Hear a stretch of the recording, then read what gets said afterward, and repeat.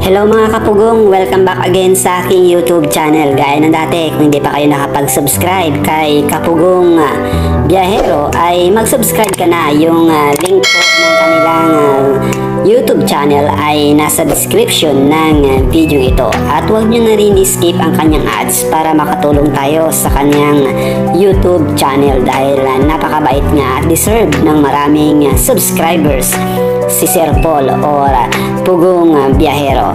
Wag na natin patagalin pa at simulan na nga natin ito.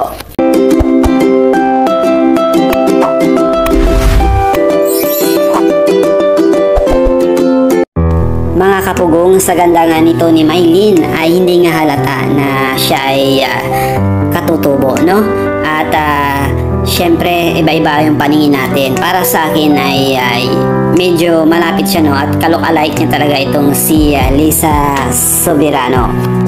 Huwag nyo na akong ibas mga kapugong. Yun lang naman ay opinion ko at yun lang ang aking paningin, no? Sa paningin ko talaga ay magkamukha sila. By the way mga kapugong, ito pala si Maylin ay 13 years old pa lang, pinagkasundo na ng magulang niya doon sa lalaking mapangasawa niya, no? Pero sa kagustuhan nga ni Maylin na ayaw niya talaga pa mag-asawa.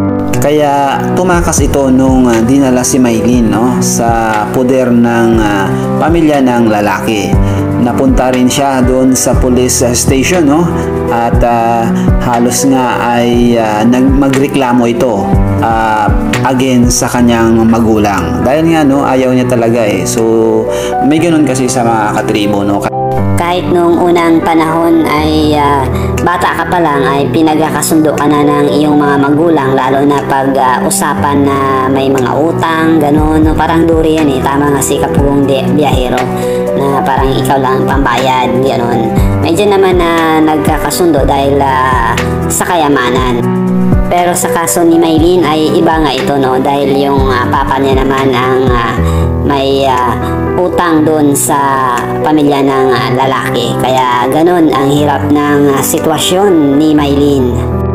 Nung umabot nga ito sa pulis medyo gumulo ng konti hanggang naayos naman at bumalik din ito sa normal. Pero hindi pa rin natatapos ang agreement ng marriage ni Maylin sa lalaki. At dahil nga umatras talaga si Maylin sa pagpapakasal, kaya yun ang dahilan ng kailangan magbayad ng 20,000 or katumbas ng isang kabayo. Yun nga ang ginawa nila para mawalang bisa ang kasal nila Maylin sa lalaki. May matibay din ito na kasulatan kung saan witness nga ang mga dato. At grabe din talaga, no, kung hindi magbayad ng 20,000, maaari pala ang kapalit nun ay buhay ng ama ni Maylin or magkagulo talaga yan, mag-away-away, no? So ganun ang tribo nila Maylin. Hindi pala talaga biro pag ganyan mga kapugong. At dahil batas talaga doon ang umiiral.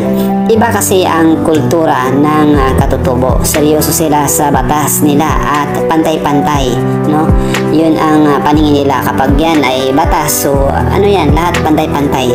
Siyempre respeto din talaga sa kanilang mga kultura. At grabe, salamat talaga Pugong Biyahero kay Sir Paul at sa team at sa lahat ng mga nag-sponsor at sa lahat ng mga sumusuporta sa YouTube channel ni Pugong Biyahero. Kayo po ay isang hero kung ituring dahil natulungan nyo si Sir Paul at ang kanyang team para mailigtas sa murang edad na hindi makapag-asawa si Maylin. At hanggang dito lang ang ating update for today. Kung bago ka pa lang sa aking channel, mag-subscribe ka na at i-click yung notification bell para updated ka nga sa aking next upload. Peace out!